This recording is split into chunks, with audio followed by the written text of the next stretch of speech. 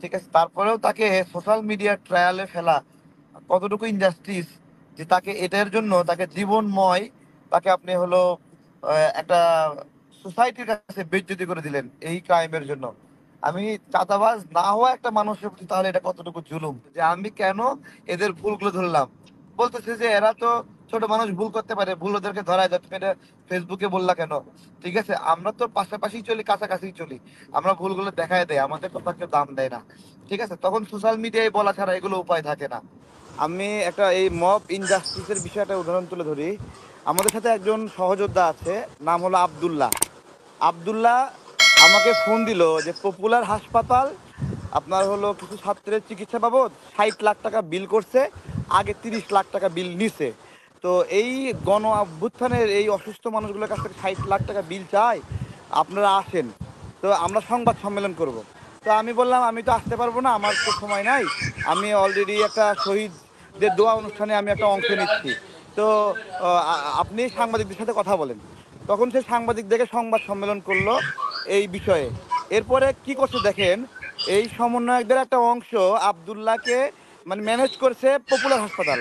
Popular হাসপাতাল manage করে তাদেরকে বুঝাইছে যে এই লোক চাঁদা চাইতে আসছিল, বেসিক্যালি উনি সংবাদ সম্মেলন করে ফেলছে পপুলার হাসপাতালের ওই ডকুমেন্টস গুলো সহ। এরপরে কি করছে, আব্দুল্লাহকে মারপিট করে রাস্তার মাঝখানে কান ধরে উঠবস করায় ভিডিও করছে। যে আব্দুল্লাহ কিনা আপনার হলো পপুলার হাসপাতালের এই যে বিল জালিয়াতির বিষয়ে প্রতিবাদ করে সংবাদ সম্মেলন করলো, তাকে উল্টো চাঁদাবাজ বানায়ে মানে মব জাস্টিস করলো।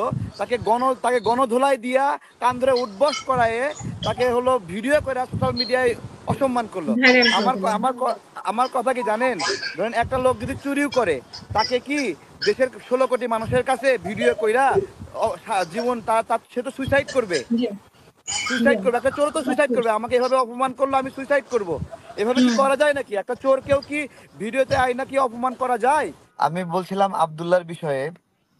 তো আব্দুল্লাহকে ওই পপুলার হাসপাতালের ওইখানে তারা আপনার হলো অদ্ভুত বিষয় হলো ছাত্রদেরকে দিয়ে মানে পিটাইলো, এবং ছাত্রদেরকে দিয়ে ভিডিও করালো, রাস্তার মাঝখানে কান ধরে উঠবস করালো খালি গা করায়া।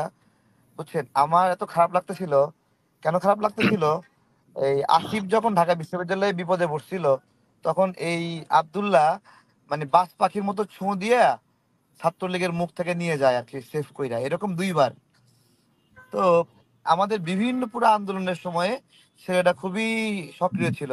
যখন হাসিনা ফ্রান্সে পালায় যাওয়ার কথা ছিল, তখন সে কিন্তু একটা বড় টিম কইরা মানে এয়ারপোর্ট ঘেরাও দিছিল যে সেখানে আসতেছে।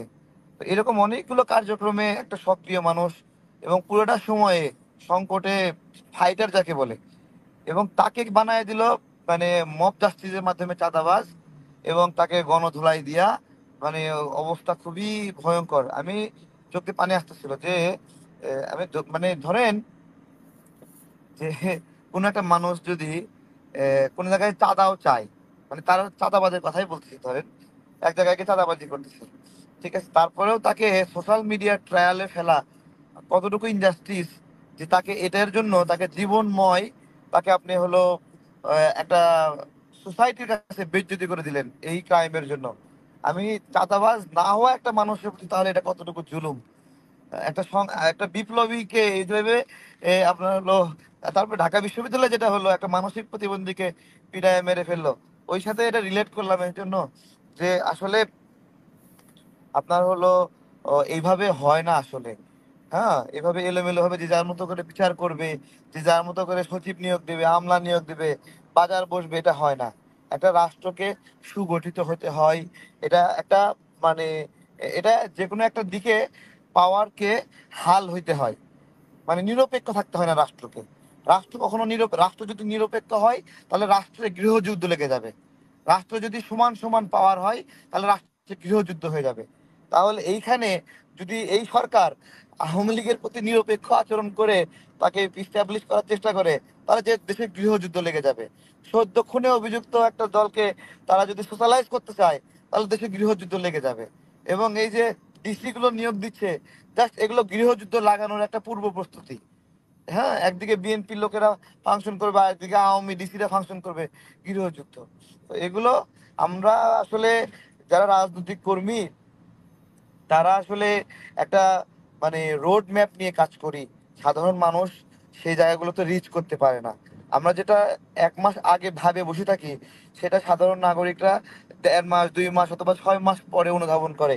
ঠিক আছে, আমরা যেটা ক্যালকুলেশন করি যে পূর্বের ইতিহাসগুলোতে এই ধরনের ঘটনায় আচরণ কি রকম ঘটেছে সেগুলো অ্যানালাইসিস করি।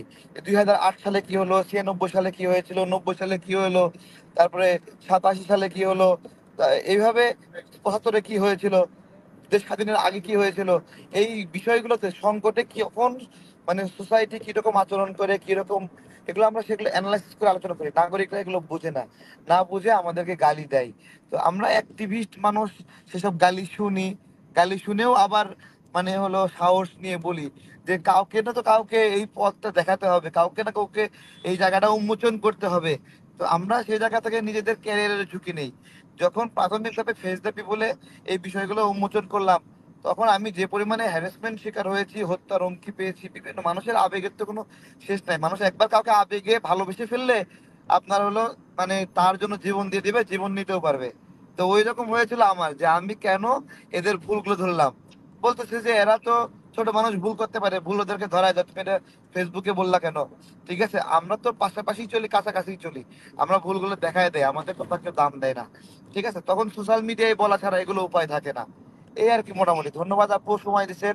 আমি অসংখ্য আসলে ধন্যবাদ। একজনকে রক্ত আমি আসলে একজনকে রক্ত দিতে যাচ্ছিলাম, টক শো চলা অবস্থায় আমার কাছে নক আসে, এই রাতে সে রক্ত পাচ্ছে না, ইমার্জেন্সি অপারেশন এখনই হবে, তো ও পজিটিভ রক্ত লাগবে। তবে দুঃখ প্রকাশ করছি, বিরক্ত হয়েছে অনেক। না, অসংখ্য ধন্যবাদ।